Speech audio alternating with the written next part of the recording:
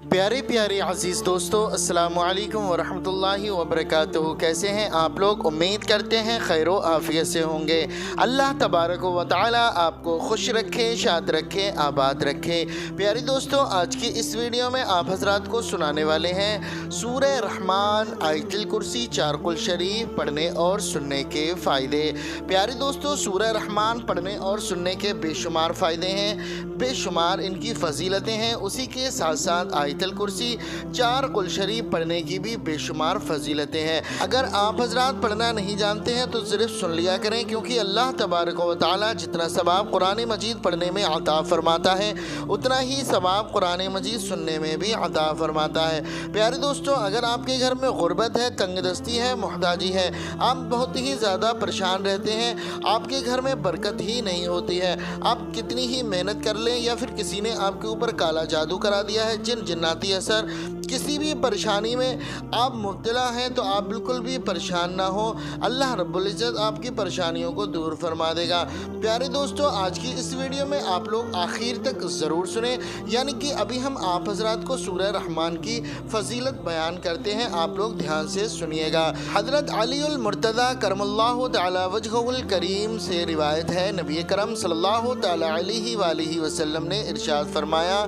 हर चीज़ की एक जीनत है और कुरान की जीनत सूरह रहमान है। मुफ्ती अहमद यार खान नईमी रहमतुल्लाहि ताला अलैहि फरमाते हैं, चंद वजह से सूरह रहमान को कुरान की दुल्हन जीनत फरमाया गया है। इस सूरत में अल्लाह ताला की ज़ातो सिफ़ात का जिक्र है और ज़ातो सिफ़ात पर एक़ाद ईमान की जीनत है। इस सूरत में जन्नत की हूरों, उनकी हुस्नो जमाल, उनकी ज़ेवरात का जिक्र है और ये चीज़ें जन्नत की जीनत है। इस सूरत में आयत मुबारक फ़बीअय्यि आलाइ रब्बिकुमा तुकज़्ज़िबान, ये 31 जगह इरशाद हुआ, इससे सूरत की जीनत ज़्यादा हो गई है। नंबर 2, हज़रत फ़ातिमा ज़हरा रज़ी अल्लाह ताला अन्हा से रिवायत है, रसूल करीम सल्लल्लाहु ताला अलैहि वसल्लम ने इरशाद फरमाया, सूरह हदीद, सूरह वाक़िया और सूरह रहमान की तिलावत करने वाले को ज़मीन व आसमान की बादशाहत में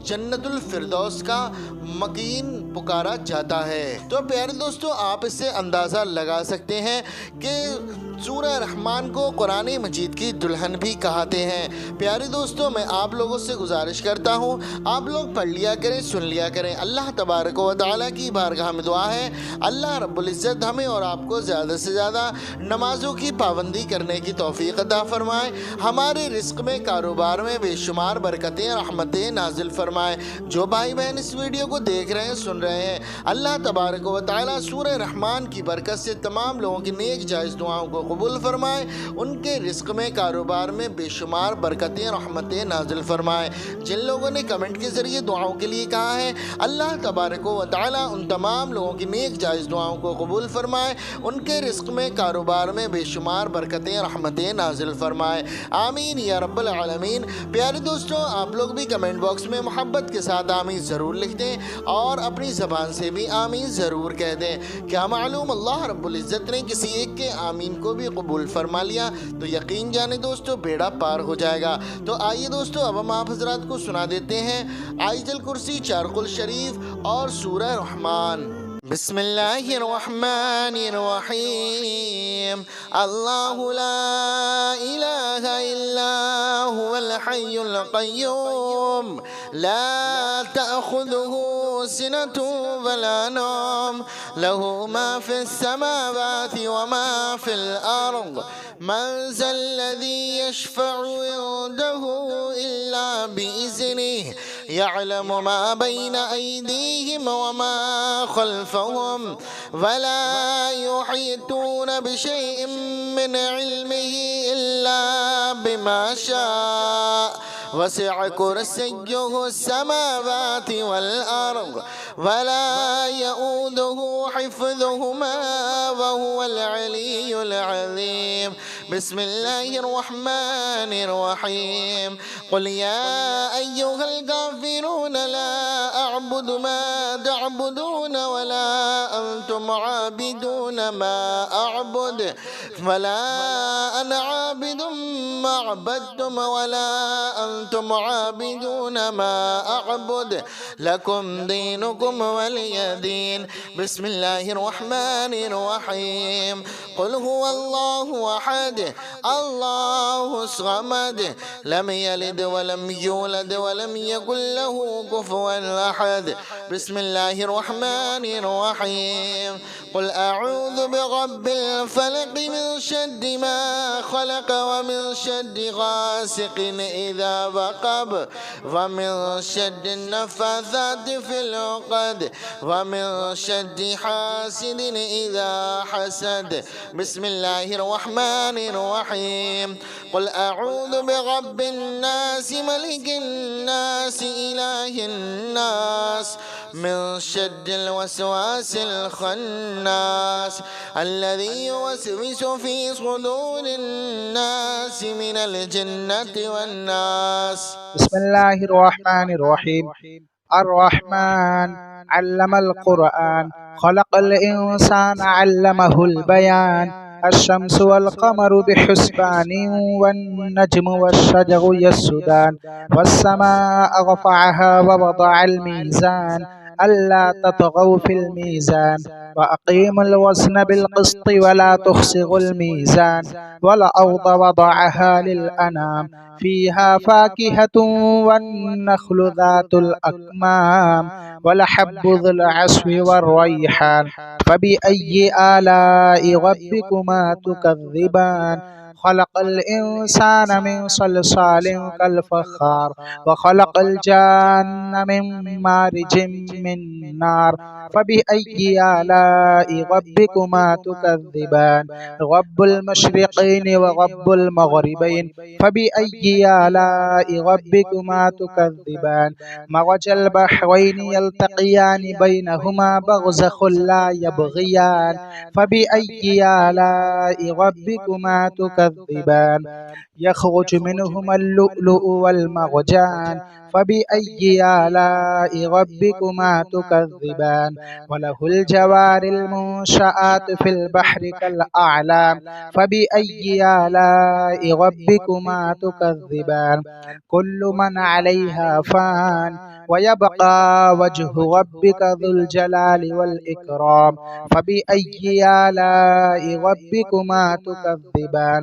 يسأله من في السماوات والأرض كل يوم هو في شأن فبأي آلاء ربكما تكذبان.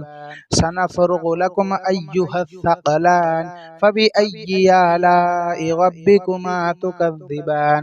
يا معشر الجن والإنس إن استطعتم أن تنفذوا من أقطار السماوات والأرض فانفذوا لا تنفذون إلا بسلطان فبأي آلاء ربكما تكذبان. يرسل عليكما شواظ من نار ونحاس فلا تنتصران فبأي آلاء ربكما تكذبان. فإذا انشقت السماء فكانت وردة كالدهان فبأي آلاء ربكما تكذبان. فيومئذ لا يسأل عن ذنبه إنس ولا جان فبأي آلاء ربكما تكذبان. يعرف المجرمون بسيماهم فيؤخذ بالنواصي والأقدام فبأي آلاء ربكما تكذبان. هذه جهنم التي يكذب بها المجرمون يطوفون بينها وبين حميم آن فبأي آلاء ربكما تكذبان. ولمن خاف مقام ربه جنتان فبأي آلاء ربكما تكذبان ذواتا أفنان فبأي آلاء ربكما تكذبان فيهما عينان تجريان فبأي آلاء ربكما تكذبان فيهما من كل فاكهة زوجان فبأي آلاء ربكما تكذبان متكئين على فرش بطائنها من استبرق وجنى الجنتين دان فبأي آلاء ربكما تكذبان فيهن قاصرات الطرف لم يطمثهن إنس قبلهم ولا جان فبأي آلاء ربكما تكذبان كأنهن الياقوت والمرجان فبأي آلاء ربكما تكذبان هل جزاء الإحسان إلا الإحسان فبأي آلاء ربكما تكذبان ومن دونهما جنتان فبأي آلاء ربكما تكذبان مدهامتان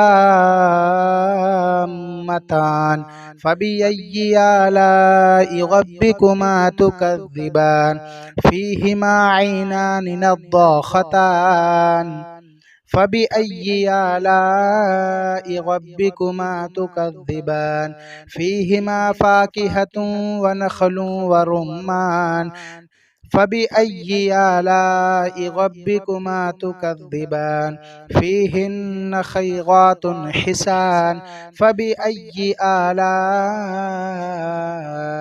ربكما تكذبان حور مقصورات في الخيام فبأي آلاء ربكما تكذبان لم يطمثهن إنس قبلهم ولا جان فبأي آلاء ربكما تكذبان متكئين على رفرف خضر وعبقري حسان فبأي آلاء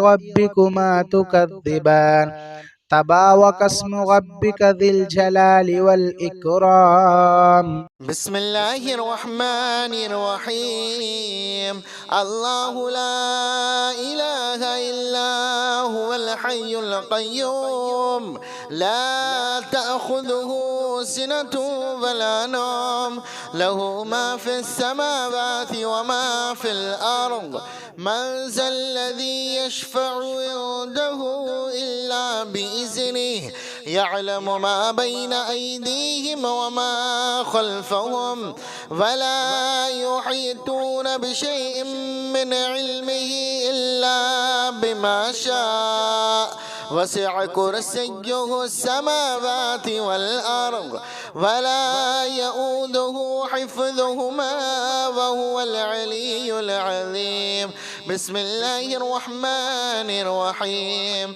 قل يا أيها الكافرون لا أعبد ما تعبدون ولا أنتم عابدون ما أعبد ولا أنا عابد ما عبدتم ولا أنتم عابدون ما أعبد لكم دينكم ولي دين بسم الله الرحمن الرحيم قل هو الله أحد الله الصمد لم يلد ولم يولد ولم يكن له كفوا أحد بسم الله الرحمن الرحيم قل أعوذ برب الفلق من شر ما خلق ومن شر غاسق إذا وقب ومن شر النفاثات في العقد ومن شر حاسد إذا حسد بسم الله الرحمن الرحيم قل أعوذ برب الناس ملك الناس إله الناس من شر الوسواس الخناس الذي يوسوس في صدور الناس من الجنة والناس. بسم الله الرحمن الرحيم. الرحمن علم القرآن، خلق الإنسان علمه البيان. الشمس والقمر بحسبان، والنجم والشجر يسجدان. والسماء رفعها ووضع الميزان، ألا تطغوا في الميزان، وأقيموا الوزن بالقسط ولا تخسروا الميزان. والأرض وضعها للأنام، فيها فاكهة والنخل ذات الأكمام، والحب ذو العصف والريحان. فبأي آلاء ربكما تكذبان؟ خلق الإنسان من صلصال كالفخار، وخلق الجان من مارج من نار. فبأي آلاء ربكما تكذبان؟ رب المشرقين ورب المغربين. فبأي آلاء ربكما تكذبان؟ مرج البحرين يلتقيان، بينهما برزخ لا يبغيان. فبأي آلاء ربكما تكذبان؟ يخرج منهما اللؤلؤ والمرجان. فبأي آلاء ربكما تكذبان؟ وله الجوار المنشآت في البحر كالأعلام. فبأي آلاء ربكما تكذبان؟ كل من عليها فان، ويبقى وجه ربك ذو الجلال والإكرام. فبأي آلاء ربكما تكذبان؟ يسأله من في السماوات والأرض، كل يوم هو في شأن. فبأي آلاء ربكما تكذبان؟ سنفرغ لكم أيها الثقلان. فبأي آلاء ربكما تكذبان؟ يا معشر الجن والإنس إن استطعتم أن تنفذوا من أقطار السماوات والأرض فانفذوا، لا تنفذون إلا بسلطان. فبأي آلاء ربكما تكذبان؟ يرسل عليكما شواظ من نار، ونحاس فلا تنتصران. فبأي آلاء ربكما تكذبان؟ فإذا انشقت السماء فكانت وردة كالدهان. فبأي آلاء ربكما تكذبان؟ فيومئذ لا يسأل عن ذنبه إنس ولا جان. فبأي آلاء ربكما تكذبان؟ يعرف المجرمون بسيماهم فيؤخذ بالنواصي والأقدام. فبأي آلاء ربكما تكذبان؟ هذه جهنم التي يكذب بها المجرمون، يطوفون بينها وبين حميم آن. فبأي آلاء ربكما تكذبان؟ ولمن خاف مقام ربه جنتان. فبأي آلاء ربكما تكذبان؟ ذواتا أفنان. فبأي آلاء ربكما تكذبان؟ فيهما عينان تجريان. فبأي آلاء ربكما تكذبان؟ فيهما من كل فاكهة زوجان. فبأي آلاء ربكما تكذبان؟ متكئين على فرش بطائنها من استبرق، وجنى الجنتين دان. فبأي آلاء ربكما تكذبان؟ فيهن قاصرات الطرف لم يطمثهن إنس قبلهم ولا جان. فبأي آلاء ربكما تكذبان؟ كأنهن الياقوت والمرجان. فبأي آلاء ربكما تكذبان؟ هل جزاء الإحسان إلا الإحسان؟ فبأي آلاء ربكما تكذبان؟ ومن دونهما جنتان فبأي آلاء ربكما تكذبان مدهامتان فبأي آلاء ربكما تكذبان فيهما عينان نضاختان فبأي آلاء ربكما تكذبان فيهما فاكهة ونخل ورمان فبأي آلاء ربكما تكذبان فيهن خيرات حسان فبأي آلاء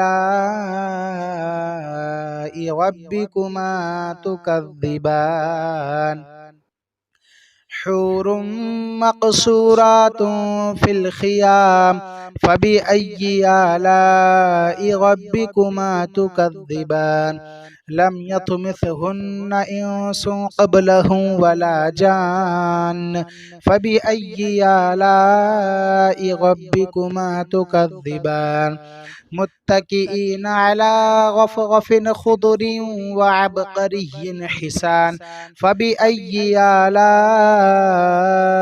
ربكما تكذبان تبارك اسم ربك ذي الجلال والإكرام بسم الله الرحمن الرحيم الله لا إله إلا هو الحي القيوم لا تأخذه سنة ولا نوم له ما في السماوات وما في الأرض من ذا الذي يشفع عنده إلا بإذنه يعلم ما بين أيديهم وما خلفهم ولا يحيطون بشيء من علمه إلا بما شاء وسع كرسيه السماوات والأرض ولا يؤوده حفظهما وهو العلي العظيم بسم الله الرحمن الرحيم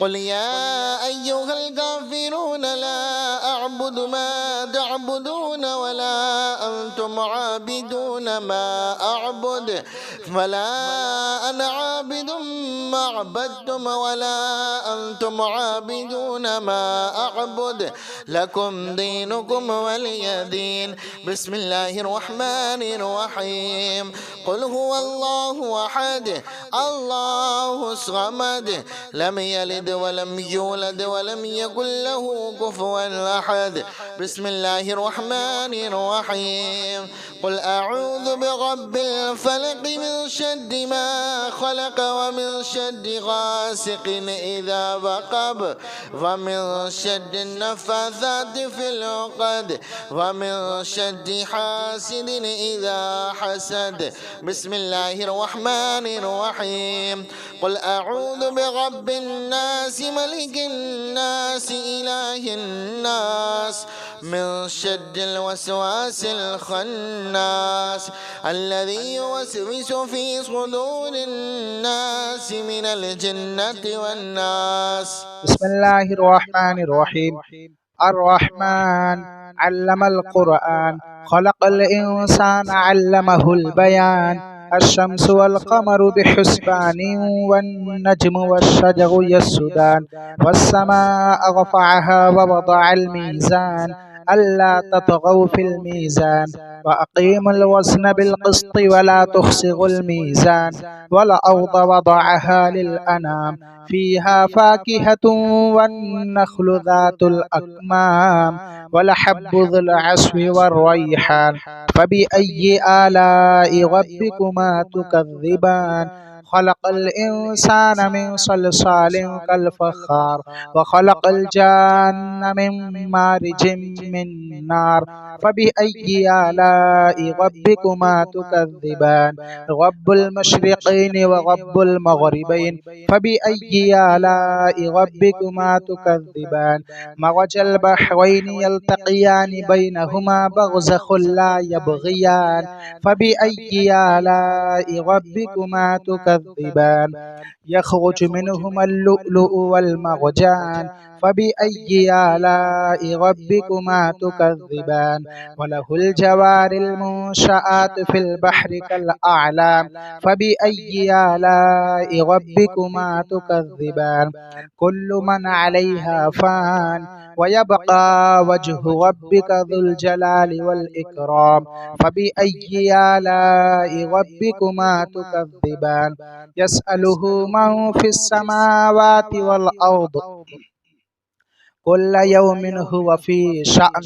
فبأي آلاء ربكما تكذبان سنفرغ لكم أيها الثقلان فبأي آلاء ربكما تكذبان يا معشر الجن والإنس إن استطعتم أن تنفذوا من أقطار السماوات والأرض فانفذوا لا تنفذون إلا بسلطان فبأي آلاء ربكما تكذبان يرسل عليكما شواظ من نار ونحاس فلا تنتصران فبأي آلاء ربكما تكذبان فإذا انشقت السماء فكانت وردة كالدهان فبأي آلاء ربكما تكذبان فيومئذ لا يسأل عن ذنبه إنس ولا جان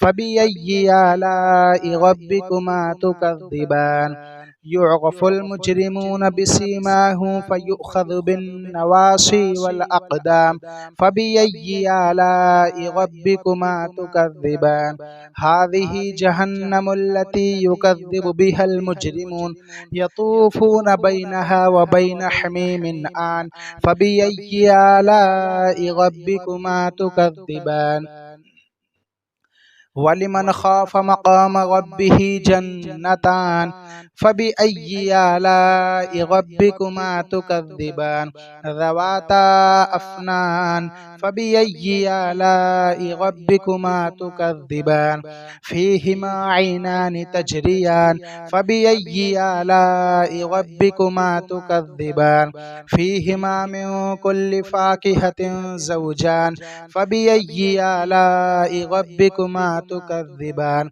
متكئين على فرش بطائنها من استبرق وجنى الجنتين دان فبأي آلاء ربكما تكذبان فيهن قاصرات الطرف لم يطمثهن إنس قبلهم ولا جان فبأي آلاء ربكما تكذبان كأنهن الياقوت والمرجان فبأي آلاء ربكما تكذبان هل جزاء الإحسان إلا الإحسان فبأي آلاء ربكما تكذبان ومن دونهما جنتان فبأي آلاء ربكما تكذبان مدهامتان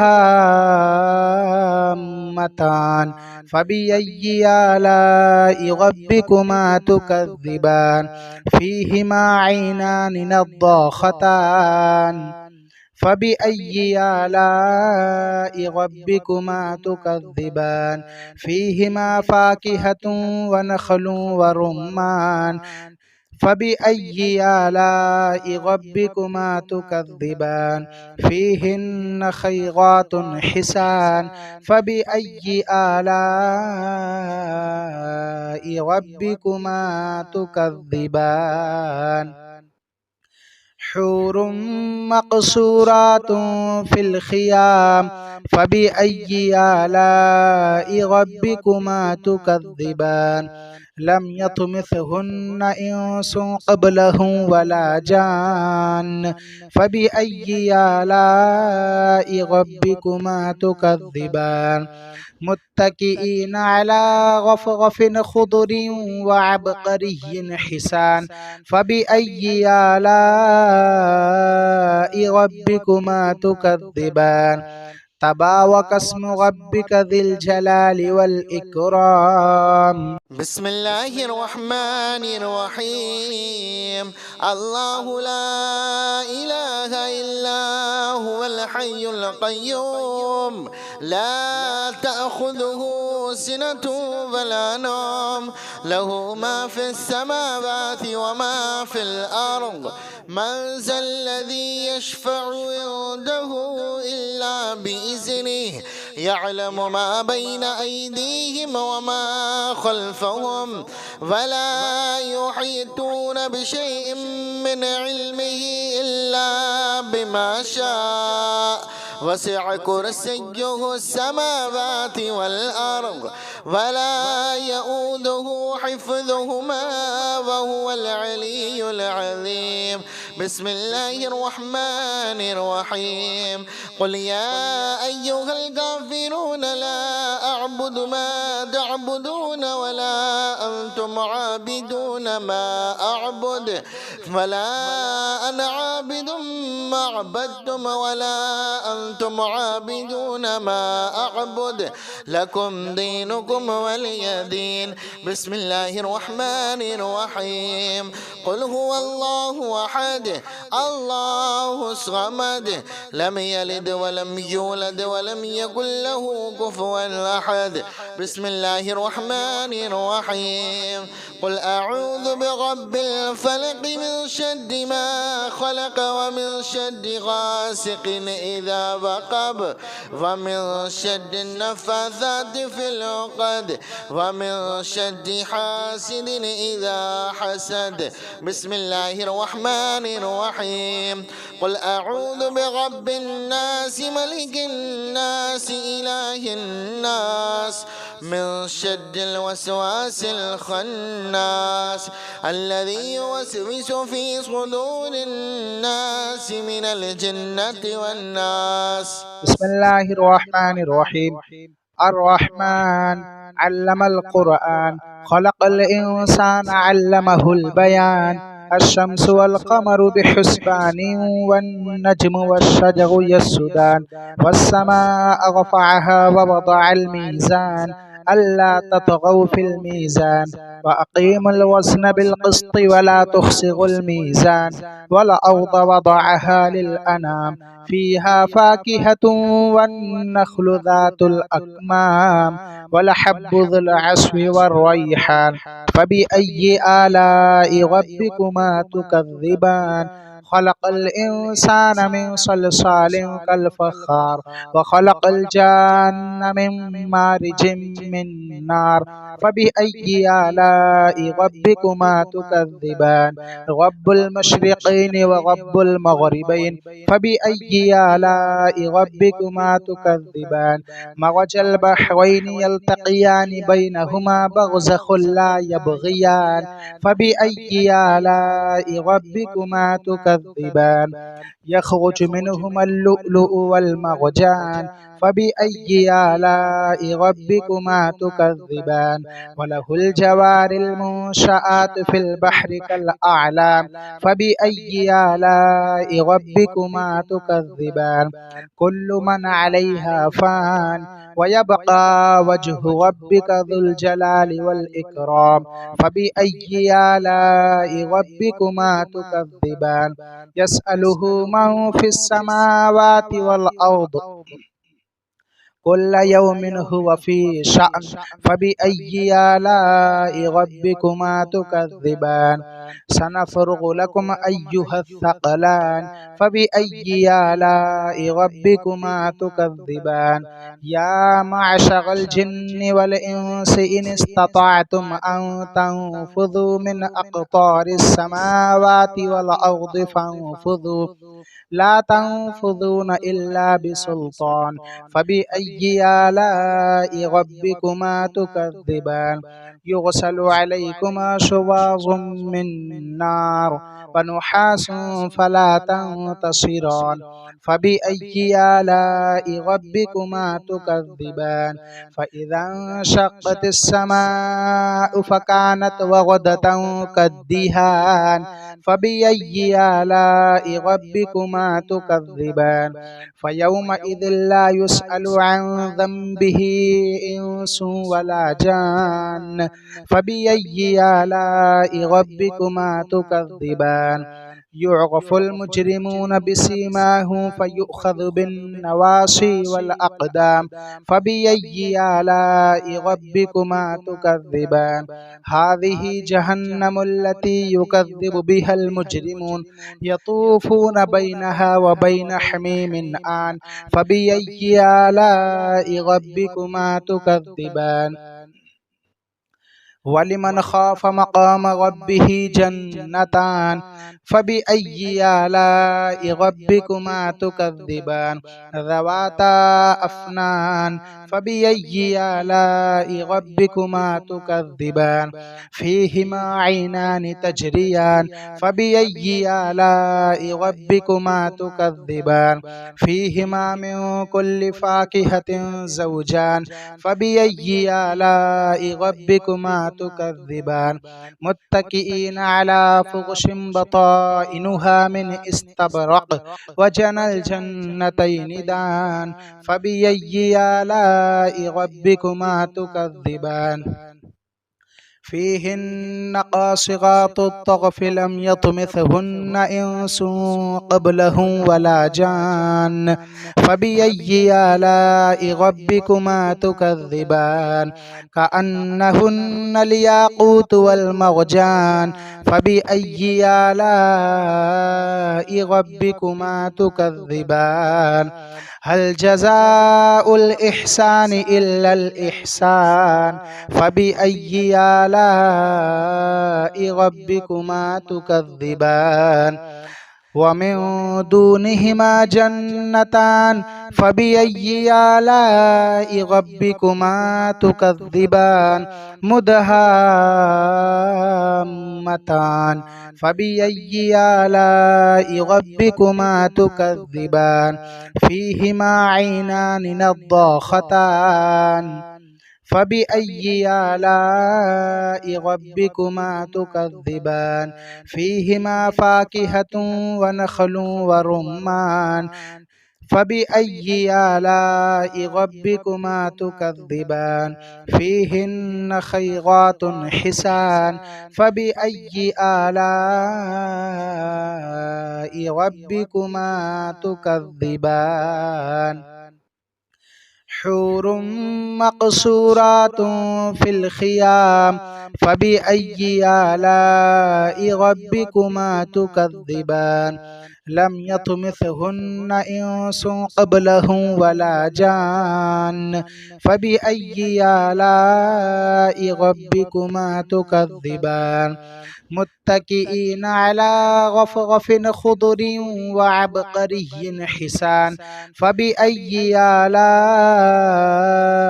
ربكما تكذبان تبارك اسم ربك ذي الجلال والإكرام بسم الله الرحمن الرحيم الله لا إله إلا هو الحي القيوم لا تأخذه سنة ولا نوم له ما في السماوات وما في الأرض من ذا الذي يشفع عنده إلا بإذنه يعلم ما بين أيديهم وما خلفهم ولا يحيطون بشيء من علمه إلا بما شاء وسع كرسيه السماوات والأرض ولا يؤوده حفظهما وهو العلي العظيم بسم الله الرحمن الرحيم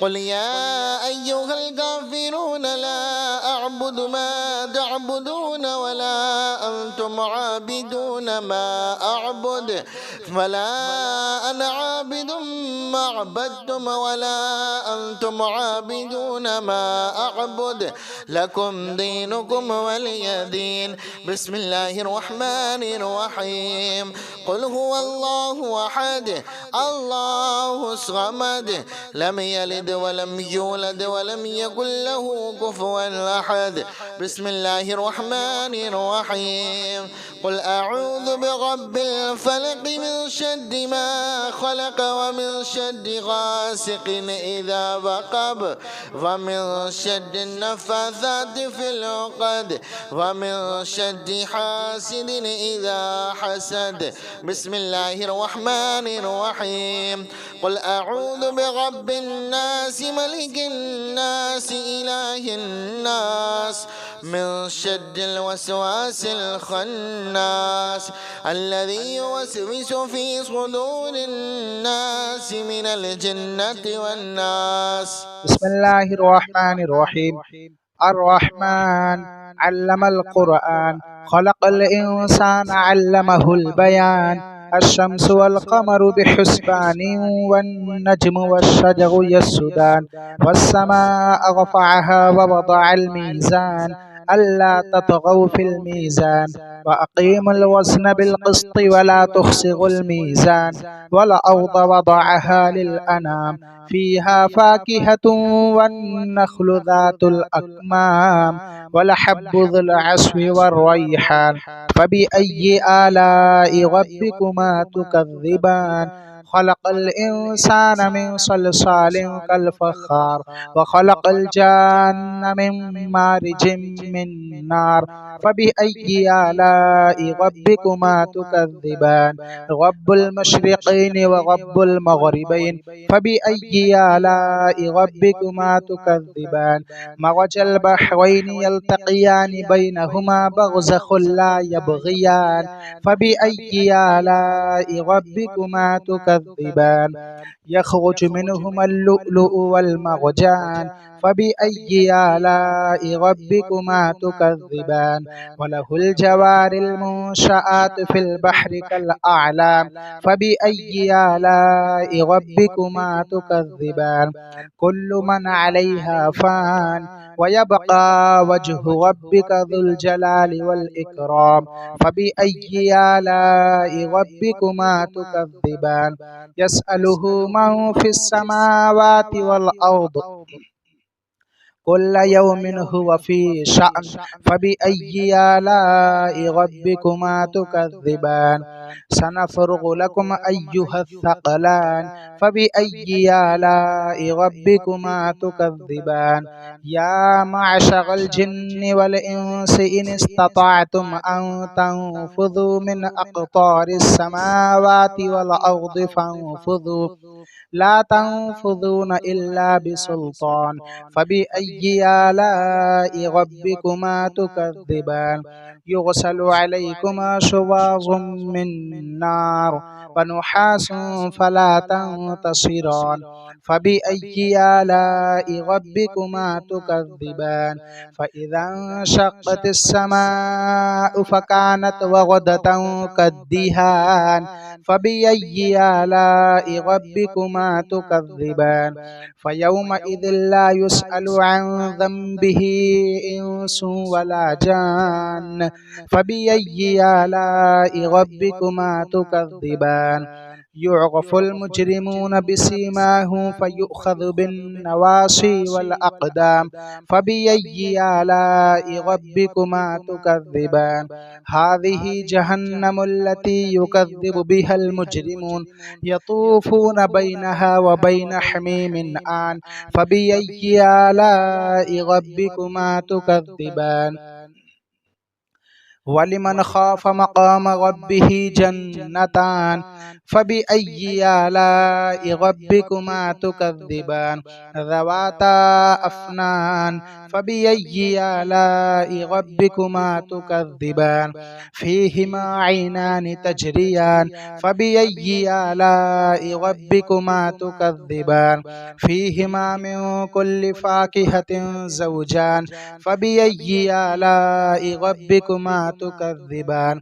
متكئين على فرش بطائنها من استبرق وجنى الجنتين دان فبأي آلاء ربكما تكذبان فيهن قاصرات الطرف لم يطمثهن إنس قبلهم ولا جان فبأي آلاء ربكما تكذبان كأنهن الياقوت والمرجان فبأي آلاء ربكما تكذبان هل جزاء الإحسان إلا الإحسان فبأي آلاء ربكما تكذبان ومن دونهما جنتان فبأي آلاء ربكما تكذبان مدهامتان فبأي آلاء ربكما تكذبان فيهما عينان نضاختان فبأي آلاء ربكما تكذبان فيهما فاكهة ونخل ورمان فبأي آلاء ربكما تكذبان فيهن خيرات حسان فبأي آلاء ربكما تكذبان حور مقصورات في الخيام فبأي آلاء ربكما تكذبان لم يطمثهن إنس قبلهم ولا جان فبأي آلاء ربكما تكذبان متكئين على رفرف خضر وعبقري حسان فبأي آلاء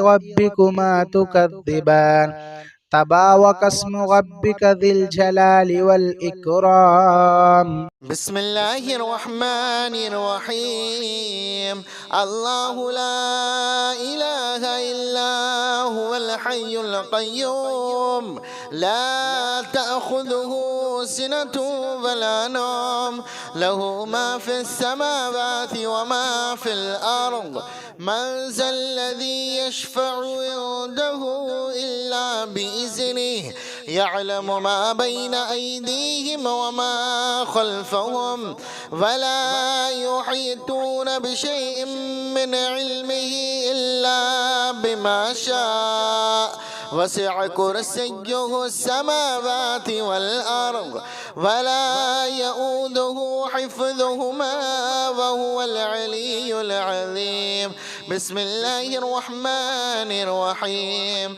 قل يا أيها الكافرون لا أعبد ما تعبدون ولا أنتم عابدون ما أعبد ولا أنا عابد ما عبدتم ولا أنتم عابدون ما أعبد لكم دينكم ولي دين بسم الله الرحمن الرحيم قل هو الله أحد الله الصمد لم يلد ولم يولد ولم يكن له كفوا أحد بسم الله الرحمن الرحيم قل أعوذ برب الفلق من شر ما خلق ومن شر غاسق إذا وقب ومن شر النفاثات في العقد ومن شر حاسد إذا حسد بسم الله الرحمن الرحيم قل أعوذ برب الناس ملك الناس إله الناس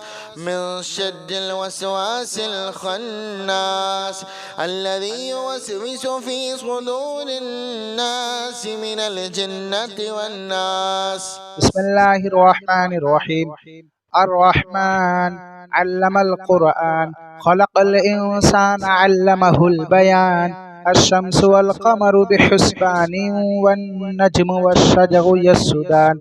والسماء رفعها ووضع الميزان، ألا تطغوا في الميزان، وأقيموا الوزن بالقسط ولا تخسروا الميزان. والأرض وضعها للأنام، فيها فاكهة والنخل ذات الأكمام، والحب ذو العصف والريحان. فبأي آلاء ربكما تكذبان؟